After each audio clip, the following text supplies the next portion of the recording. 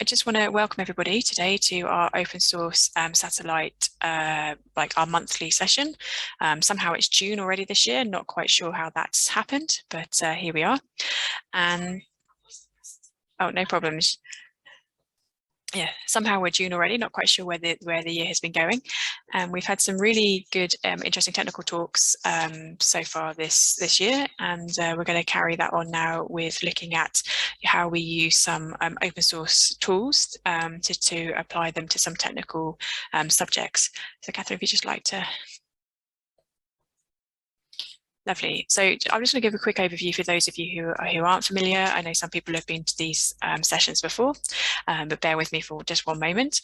So this is, say, our open source satellite monthly session, and the intention of the open source satellite program is to make space more accessible.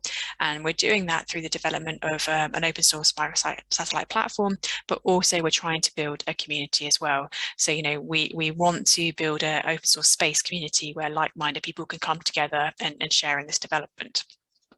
We have our website. The link is shown there, where you can stay up to date with all our latest news.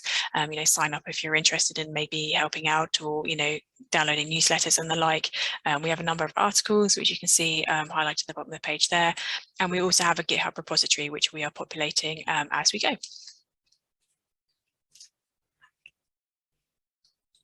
Lovely. And so I'm going to hand over today to Kathryn. I'll let Kathryn introduce herself and say we have a really interesting topic about how we look to use open source tools to solve real life satellite problems. Okay, thank you, Kathryn.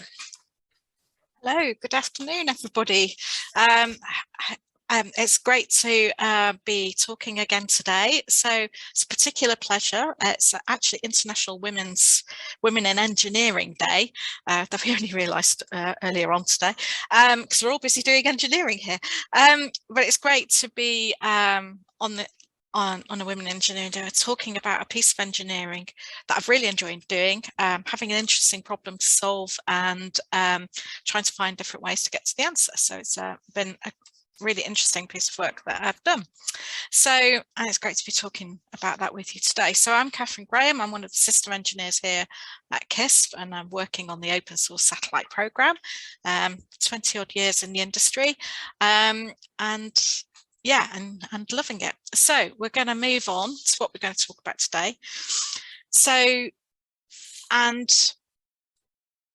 sorry, technical as usual. There we go, content. So I'm going to talk about why, so this is about solar panel shadowing. Oh, there's a typo on that page already. Solar panel shadowing, and so I'm going to introduce it by talking about how do we get power from solar cells, and then why is shadowing important, before I move on to looking at how we use an open source rendering tool to actually get a feel for how much shadowing we have on a mission, and look at some of the future enhancements and stuff like that you can do with that tool. So solar power generation. So satellites need power to operate, and we use solar cells in solar panels to generate power from the sun. So this is a diagram or a picture of a simple solar cell, a silicon solar cell, which is a typical solar cell that's used both in space industry and also on buildings as well. So these are the kind of things that you'll have on the buildings of roofs. So a simple solar cell, it has a silicon one, has two silicon layers. One layer is called the N-type layer, which has an excess of electrons. And then you have the P-type layer, which has an excess of positively charged holes. And in between these layers, you've got a depletion region or depletion zone. And this is in the junction between the PN layers. And there are no charge carriers between the two, and it acts as a barrier. And it prevents free electrons and holes from flowing between each other. And the photovoltaics, and these photovoltaic cells also have metal contacts at the top and the bottom, so that you can get the flow of electricity. When the silicon atoms absorb light, electricity generation begins, and the light's energy knocks some of the electrons out of the atoms via the photoelectric effect. And then this causes them to migrate from the negative layer to the p-type, so negative layer to the positive layer, and that migration of electrons is what's generating your electric current. So that's a simple silicon cell, but you can also have multiple junction cells. So in a silicon cell, if you look at the bottom left, the grey spectrum is the solar spectrum, and the red element is what portion of the light is absorbed by the cell to generate electricity. So with one type of silicon junction, you are only converting a portion of the light's energy. By using different materials, you can get them, different materials are sensitive to the different wavelengths of light coming in. And we're also quite lucky that for layers, conveniently, the light of a particular wavelength doesn't interact strongly with the materials of a bigger band gap, or the longer wavelengths can pass through with little interaction. So you can build up layers of materials that will react to different wavelengths. And so here in the diagram next to it, you can see we've got 3 different layers sensitive to 3 different wavelengths of light. And so that means that overall, if you are absorbing more of the incident light and therefore increasing the efficiency of your solar cell. So that's solar cells. I'm not going to talk too much and how they're made. And solar cell performance. So this graph here is showing what's called an IV curve, and also the power versus voltage curve. So the blue line is showing how across the current, for different current, what voltage you get. So where you're at short circuit, so you have so when you have a short, sorry, I'm being dopey. So when the solar cell is open circuited and there's no load, the current will be at its minimum value, and the voltage across the cell is at its maximum. So that's the open circuit voltage. And then the reverse scenario is when you have a short circuit, that you get 0 volts, and so that's the open. I'm talking rubbish now, so I've got myself all confused. So you've got open circuit voltage, and then you've got the current short circuit, where you've got no voltage with the short circuit, and you've got so maximum current and no voltage for the short circuit, and for the open circuit we've got the maximum voltage but you've got no current. And then obviously there's a relationship between the two. Now power is voltage times current, and the purple line is showing how you're getting the what power you're getting as a function of the voltage and the current lines. And there is a maximum power point balance between the current and the voltage, and that's the maximum power point, and that's that knee of the curve there that you've got on the picture. So that knee there is where you're getting the maximum power. And this curve and this function of of the current that you get out of a solar cell is also variable with temperature. This is just for an individual cell. When we make a panel, cells together, either in strings or in parallel. And so when you connect them up in strings or series, so you add them up. You add them up in series to increase the voltage that you would get, but the current that you get going through is the same. So that way you can design your string to give you the voltage you need for a particular current. If you need more current, then you would then put cells in parallel, which would give you extra currents for the same voltage. So you just build your panels up with strings, with cells in series and cells in parallel to build them up. And whether you build up the cells in series or in parallel, the power is the same in terms of, because it's I times V, and you design the strings as functions of series or parallel to get the voltage and the current characteristics that you're looking for. And then the maximum power points are therefore just at the knees of whether it's a single cell or in series off to the right or in parallel up to the top. Okay. So those are solar cell. Why do I worry about solar panel shadowing? So when a shadow falls on a solar cell, the power output of that cell is going to be reduced because less energy is falling on that cell. So, and the power reduction is proportional to the amount of shadowing on that cell. We're working on a CubeSat at the moment, so that's significant. Every single cell is important because we've got very limited areas. So we have very few cells on the spacecraft, and each cell is about a watt of energy. So every time a cell is shadowed, we're losing about a watt of energy. So it's significant that we have the amount of shadowing that we have to worry about. But also, it's not just about losing the power from one cell. Because I've already said that panels are made of strings of cells, when the shadowing occurs in a string, in a series, then the whole string is affected. It's like a pipe with water in it, and if you constrict the pipe only at one point, then you reduce the flow of the whole pipe. And the similar effect is occurring with a string of series cells. So when you constrict the flow of energy through one cell, you're constricting the energy output of the whole series string. So if you're losing 50% because of one cell shadow, then that could be reducing your power by 50% for that whole series string. And that is a big issue, particularly when you've got a small number of cells. So it's important to understand how your panel is shadowed. There are some mitigations. You could put in a bypass diode so that if a cell is rendered not producing power, that you could bypass it, so you could bypass the kink.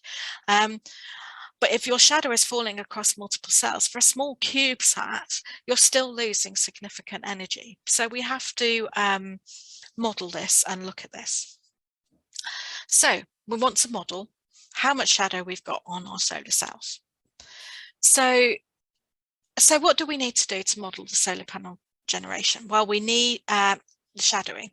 Well, we need to first, before we even start modeling shadows, is model the solar panel. So we need to know how big it is, how many solar cells it's got on it and their properties, the position of that panel on the spacecraft, and the orientation of that panel with respect to the sun. And also we need to know the position and the variability of that sun angle through time, both during a day and during a year, for example. But then for the shadowing, we then need to model the light rays coming in from the sun to see where the shadow is cast. So that is the next step from doing the shadow modeling. Now, there are tools that can do this for spacecraft. In particular, the Systems Toolkits, STK as it's commonly known, can model solar panel shadowing. And it does it very well, and it does the job brilliantly. So if you have that, then go ahead and just use that. However, we are a small company, and STK is an expensive tool, and the solar panel modeling element is in the most enhanced version of the space element of the tool, costing the most amount of money, which is just the way of the world, it seems. So we didn't have access to the tool, couldn't warrant spending the tens and tens of K to get the tool just for this piece of analysis on our CubeSat. So we had to think of another way. So we had to find an open source solution. So for the mission we're working on, we know there will be shadowing, and we don't need to know exactly how much shadowing precisely. We just need to get a good feel for approximately how much of an orbit we would not have power from a particular panel. So I needed an open source method to determine that. So there are tools out there. that create shadows. Graphics rendering tools in particular do that kind of thing. And there's a really good graphics rendering tool available online, open source, for free, called Blender. So could this tool give us what we need? Now, I have to admit, I didn't pluck this idea out of you. I was aware that in a previous life that this tool was investigated for doing this job. So we decided to have a look at the tool. Blender is a big tool.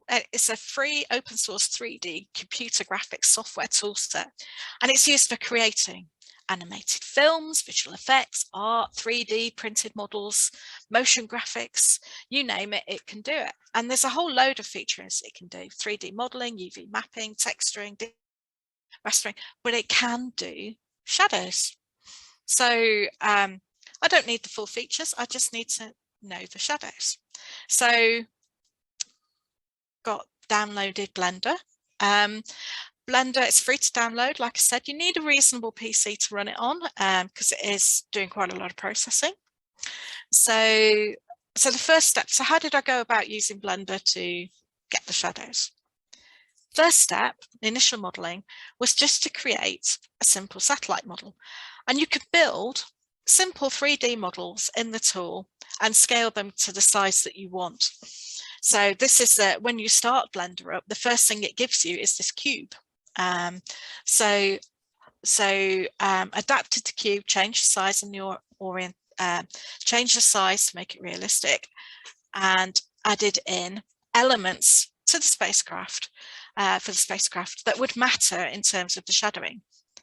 I don't need to model the whole spacecraft. I don't need to model everything there. I just needed to model the key elements in terms of what would create shadows on the craft, on the cells. So I built this model, which looks roughly, it's a 6U CubeSat with 2 deployable panels, and it's also got a deployed magnetometer. And I'm worried about shadows on the underside of the panel, and deployed panels, because we want to put some cells there. And also, is there any shadow from the deployed magnetometer, the little bit that's sticking up? It's not perfectly to scale. The rough dimensions are to scale, but the thickness of the panel isn't precisely right. But that's not a problem in terms of the shadow modeling. So I built the model. The next stage was to add in a camera.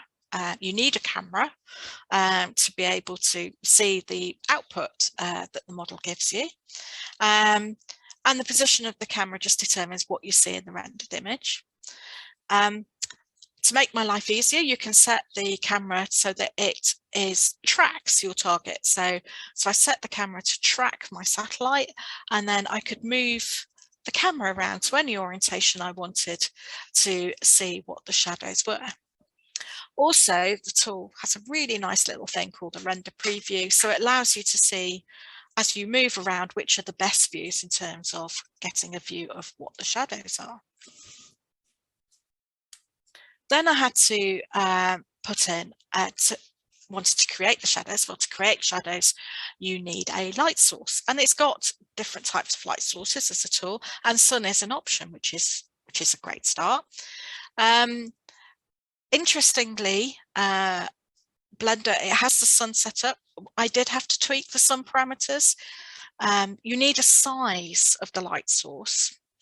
And in rendering, they do like to have really nice, pretty shadows with nice soft features. And the way they do that is to make the light source bigger than it is in reality. I don't want that. I don't want nice soft shadows. I want realistic shadows.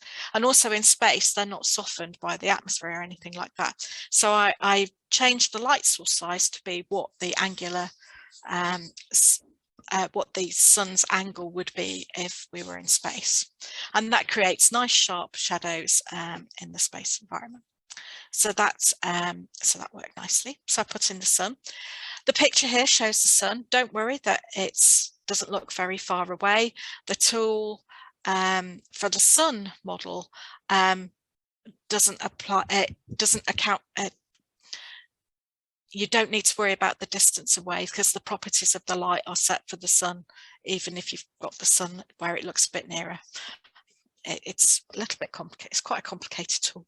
So, so I don't need to worry too much about how far away the sun is. I just need to know about the angle of the sun in this particular case. Okay, so I added the light source in. The next step is it's got a whole element of how you do shadowing. And that is, and I have to admit, of all the time spent in the model, the trickiest element was setting up the shadowing part. The tool aims to give you nice realistic shadows in graphics and for computer graphics and things like that. It's not designed to be perfectly, it's not a realistic scientific tool. Also, it does some computing shortcuts, as it were. So it's all about setting up the parameters to get the shortcuts, to get the sampling right, etc. So it's quite a tricky thing. It has a feature called contact shadows, etc. So, and just setting those out. So it took quite a bit of tweaking to get what looked like realistic shadows coming through. The next step is then to set up the position of the light source with respect to the satellite. And there's a really useful little add-on in Blender called the Sun Position tool, where it shines the light. So where you can position your target to be a particular latitude at a particular time of day and a particular time of year. So using that tool, I was able to mimic the sun traveling through an orbit. So I selected the time to be the time of my sun synchronous orbit, so 10:30 in the morning. I could vary the date to mimic the change in angle of the sun between June and December, which are the best and worst cases for the sun angle. And I used the latitude along a zero longitude to mimic the position in the orbit. And then the final phase was for me then to orientate the model in the right direction for how it would fly around the orbit. So setting all that up, I then modeled the shadows. And this was the results I got, showing how moving the satellite round in position, I was able to track a satellite moving, the shadows moving around the body of the craft, and was able then to get a rough estimate of how much of an orbit I would lose power from the shadowed area under the deployed panels. And also could see where the little shadow from the magnetometer, how much of an impact that had. So that was the really simplistic first step. I could then move on and enhance the modelling. You can import CAD files into the package.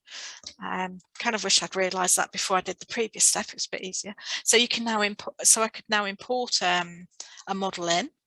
So so I imported a model in. You can select all the different elements in the model and change the material properties to get a realistic view of what the spacecraft looked like. So I was able to add in those material properties. I adjusted the light level so that I could, initially it was set up very bright, so when the sun was shining on an area, I couldn't see any detail. So I just adjusted the light levels so that I could actually see what was going on. And doing this enhanced modelling with the actual CAD was really instructive because it helps me to see more detail how the shadows are falling across the different cells, for example. So you can see here exactly how the shadow is falling across the different cells in the different positions. So, and you can view the craft and the shadows from any angle. So we can use this enhanced modelling to demonstrate there are some small shadows, for example, from a deployed magnetometer, we moved it in between the two analyses, and you can see here there is some shadowing occurring. So we need to make sure that we, I'm actually in this particular example flying the craft in the wrong direction to illustrate the effect of the shadow. We actually fly the craft the other way around, so we don't get this shadow, but it just illustrates how useful this tool can be to illustrate where you might have a shadowing effect, and actually that is a potential problem, so that you can make sure you've got your design of deployable features right and the orientation of your satellite in which way you're flying correctly. So so it's a really useful tool and gives you some really useful indicators of how shadowing might feature on your spacecraft. There are some limitations. So it's not a scientific piece of software. It's not been validated to test the accuracy of the position of the shadows, and it has been designed mainly for aesthetics. So, and I've approximated the position of the satellite to save time, in terms of I haven't placed it up at 500 kilometers up, but it's actually sort of on the ground. So so for the future work, I would want to, you can work with it further. So it's a powerful open source tool, and it's got lots of features that I haven't even explored. So you can use it with Python, so that you can actually code up in Python the exact position of a satellite in an orbit, and actually then program it to move that satellite round in an orbit and take video as it's moving round to get a more realistic view of the shadowing. So that would be a good next step. And any bright sparks out there who are really good at Python programming and want to get involved in open source and fancy a go, then feel free to have a go at doing that. So that would be a really useful thing to do. And also, as you can see from the images here, these are all created in Blender. So you can also, as a side feature, also create some fantastic fantastic renderings for publicity material as well. So as an aside, you can also do that. So that's my brief trip into using Blender as a tool for getting a feel for solar panel shadowing, and I hope you found it vaguely interesting. It's a really fascinating tool to play around with, and I recommend anyone getting stuck in and having a go. It's really maybe simplest. Let's face it, I managed to actually get it working, and I'm not an IT whiz kid at all by any feat of the imagination, and I was able to come up and create some quite realistic models, etc. So it's fun to use. It's quite tricky to learn, and I made extensive use of all the online forums and helps and trying to figure out how to make different bits of it work. It's not completely intuitive, but it took me 2 or 3 days to get to this point, which was worthwhile and a lot cheaper than buying the STK. So I hope you found that interesting, and happy to take any questions. But thank you very much. Lovely. Thank you very much, Kathryn. We do actually have a question in the chat. I think Angela covered one of them about how cold do cells typically get in LEO. Pretty chilly, I think, was the answer. And I think, I don't know, apologies, I had to stay away for a moment. I think also they get pretty toasty as well, right? That they reach the full extremes of the temperature range. And actually, it's when they get toasty that their performance drops off the most. So so it's toasty is the worst case scenario. So okay. yeah.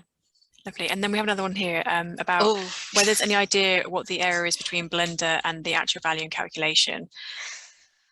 Without actually comparing directly to SDK, that would be quite tricky to answer.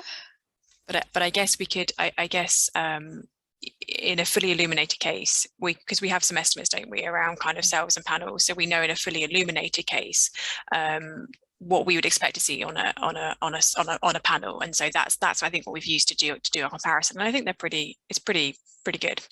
Yeah, and so from orbit dynamics roughly what kind of illumination what angle the sun's coming from, and etc. So there's test cases you can, so for setting up the orientation, there are certain test cases you can use to make sure that the orientation is giving the results you expect. So you expect as a satellite's coming up in orbit, you know which faces are going to be in the sun, so you can look to see which faces are getting the sunlight first, etc. So there are tests that I've written up that you should do to check that you've got your orientation correct. So yeah, so there are tests that you can do, but as to how realistic the actual the tricky bit, like I said, it's actually the shadow parameters. So the tricky bit was the contact shadows, and without them you get gaps in the shadow, so you don't get a complete shadow. So that's clearly not right. But if you overcook it, it looks like it gives too much. So it's just getting that feel for, and what I was really looking for was a nice smooth shadow line. When you've got a straight panel projecting a shadow onto a straight surface, you expect a straight line.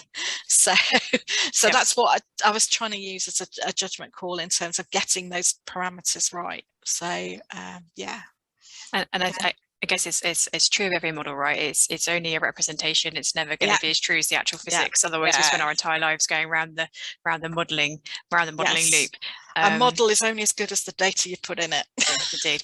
But I think, I mean, it's been incredibly useful for us, isn't it, to sort of get those gross like approximations of like whether we've got problems, kind of understanding the percentages, and actually sometimes I guess the orientations. I mean, I must admit I'm a little bit spatially inept, so I find it quite difficult to picture where the sun is and where my panels are and where the shadows are.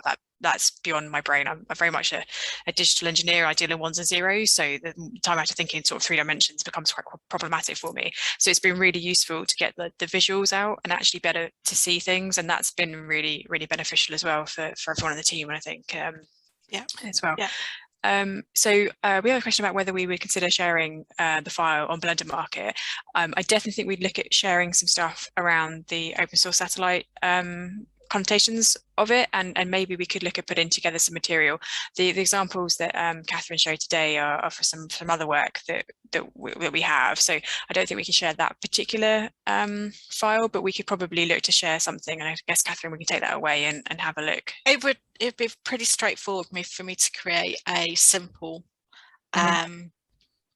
blocky, the initial part where I had the blocky grey rendering. It'd be quite easy for me just to make a cube with some deployed panels and something sticking out as an example for people to play with. So that'd be quite straightforward. So yeah, we will indeed look at sharing something, and we'd love, if people do have a go and have a bit of a play with it, we'd love to know kind of what else you can make it do, and how you get on with it, and say this is part of I guess our open source philosophy, isn't it, of building this community and finding things, because you guys might go, oh, actually, now that I've seen you use that for that, there might be some other neat tools or tricks that we could pull forward, and we could look at that and say we're all about finding out those little hints and tricks, and save ourselves all a few thousand or tens of thousands of pounds. So yeah. Okay, so Paul's put a question in. So how hard would it be to get a value for the power output in an animated orbit? Oh, Paul, you do ask good questions. So I suspect the Blender element, the Python Blender combination is probably quite powerful. I suspect. I don't know whether it can determine, like the SDK tool can actually measure where the shadow is. I'm not sure if you can actually measure in Blender whether the dark bits, as it were, and that's probably what you would. I believe SDK was certainly what it used to do. It would render your solar panels, and then it would have your satellite. Basically, it would be red or black, and it's red if it was in sun, and it was black if it wasn't. And so, and what it actually did was it counted pixels, red and black pixels, and that's how it worked out your shadowing thing. So that's how SDK certainly did it. I don't know if it looks like it probably still does it that way, because it's still the red and black rendering. So I don't know whether you could measure in Blender. What you'd need to be able to measure is where the shadow is falling. So So that's a tricky one. So I don't know whether there's a way of getting out the values of the rendering, because that's what you'd essentially have to do using the Python code. I don't know. But certainly a first step would be to use the Python to actually model an orbit correctly and then model the sun angle onto it and actually see physically what is happening. And then, but the next step of actually doing that calculation, I'm not sure. Sounds like, if anyone's particularly interested and wanted to have a go, that does sound like a neat thing. I mean, you can definitely, I mean, I'll come on to this on the next slide, but you can definitely, get in touch if you wanna have a go at that. I think we'd all be very interested in the outcome, because I'm pretty sure there's probably other neat things that we can use these kind of tools for. So but yeah, no, that was lovely, and thank you so much, Kathryn, for doing that. I mean, if anyone else has any questions, then do throw them up in the chat, and we will get to them before the end. But otherwise, Kathryn, I'll just ask you to pop on to the next slide for me.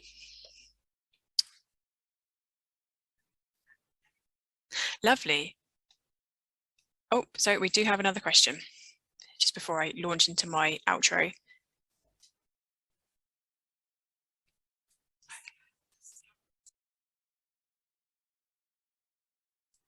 Does the penumbra impact on the solar panel? That's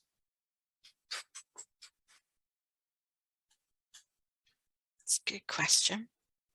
At this stage in the modelling, definitely not worrying about the penumbra on the spacecraft. Also, the shadow is quite harsh. I don't know how much penumbra you actually get in space. So, because the angle is, yeah, we basically worry about light or not. I think the level of the penumbra is probably, compared to that, quite small in terms of, yeah, it's quite a small substantial angle.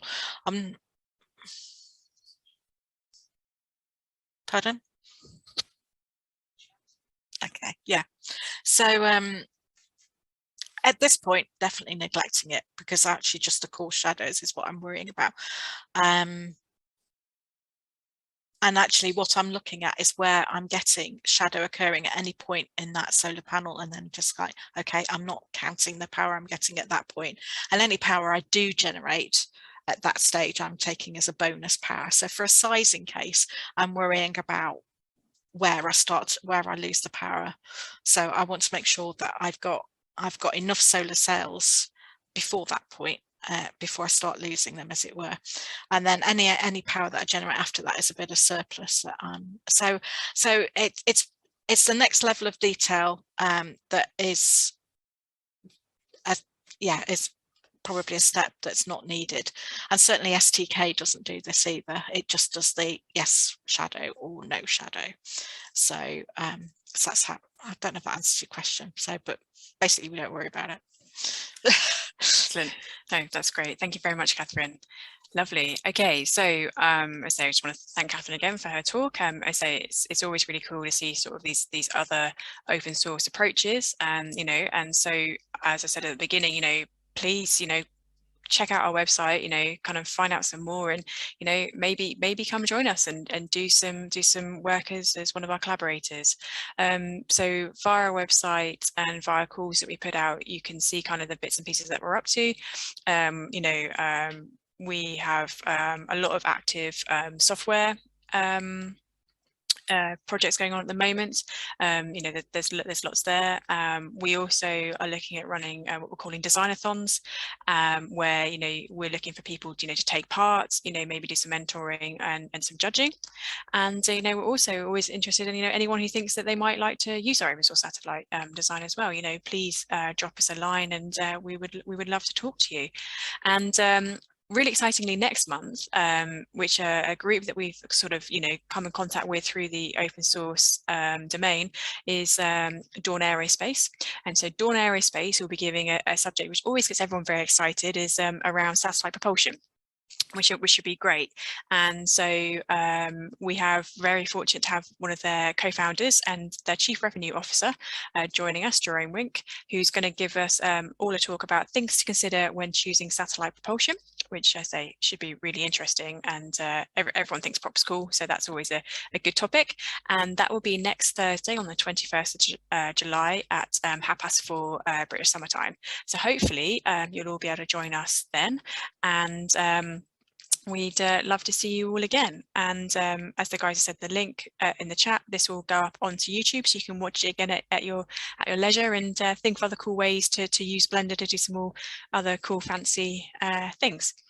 So thank you very much everyone for coming. Drop us a line if there's anything else you'd like to know. Otherwise, hopefully we'll see you all next month.